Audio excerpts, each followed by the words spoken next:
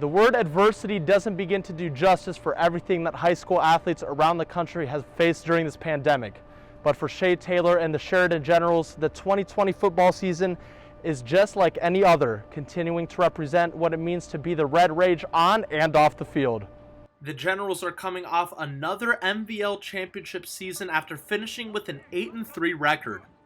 The words of head coach Paul Culver III continue to echo what his father had always told his teams: having a right mental attitude. So in 1981, my dad gets a head coaching job out here in the middle of 4 cornfields, and the first thing that he establishes is the culture, right mental attitude. Do everything right. If you have the right attitude, if you decide how you're going to attack the day in here, then everything else typically takes care of itself. One player that Culver continues to praise for having a right mental attitude is senior outside linebacker Shay Taylor.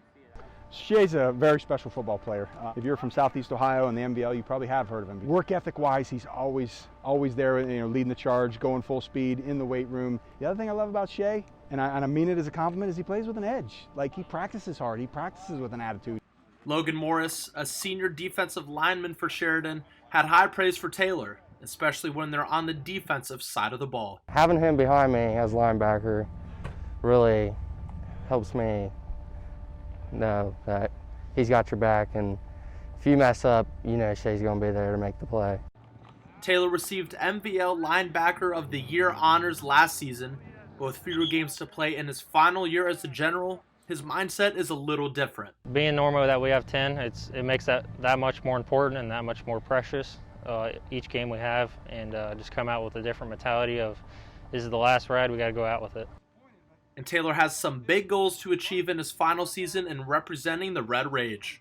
I'd say the biggest thing is to obviously win a state championship. On top of that is win the MVL. On top of that is to definitely beat Tri-Valley.